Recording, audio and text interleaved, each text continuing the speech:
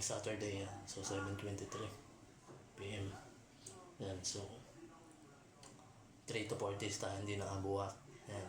So ito yung aking meal plan.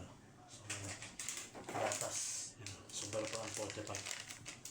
Yan. So ito na yung aking kakainin.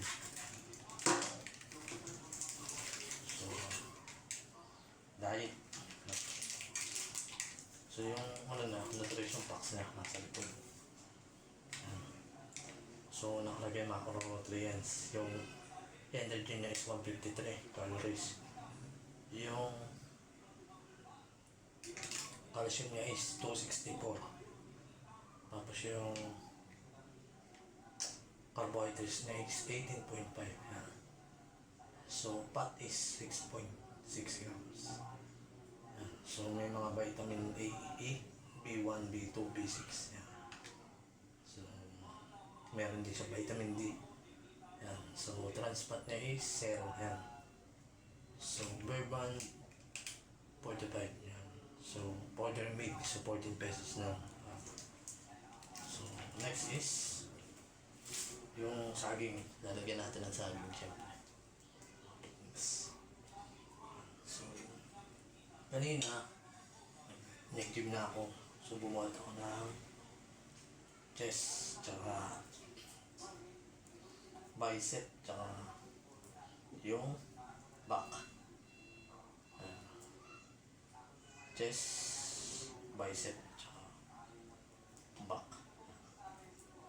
So bukas workout tayo ng shoulder tsaka legs. So sunod tayo ng abs.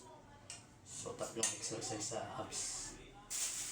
So yan yung nilagay ko sa aking mga fitness. Isang saging. So ito, papakita ko sa inyo. Yan, tapos yan. So yung saging, tas gatas. Tapos ito yung aking oatmeal na instant. So nasa likod yung nutrition packs niya.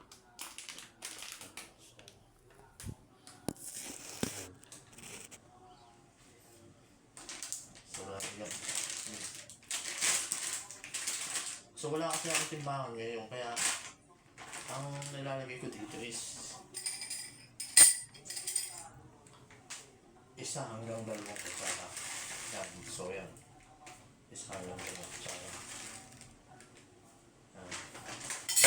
So nandito yung nutrition packs niya. Nasa ito. Yan. So yung calories niya is 133.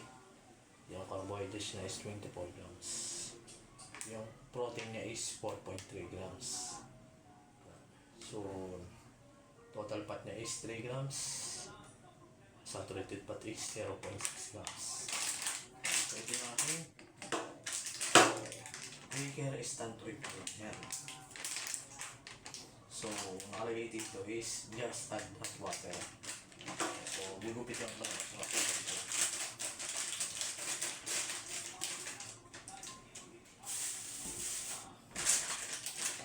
Saka ito, pwede nyo siyang ilagay sa rep, mga fitness. Yan. So, pwede nyo siyang ilagay. So, pakita ko na sa inyo yung aking diet. Isang saging, tapos instant oatmeal niya. So, pakita ko paano lagyan ng tubig. Sinunod.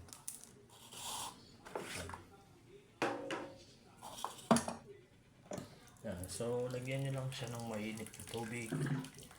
Yan. Tapos, so, haluin nyo lang siya. Yan. Yan. Yan yung aking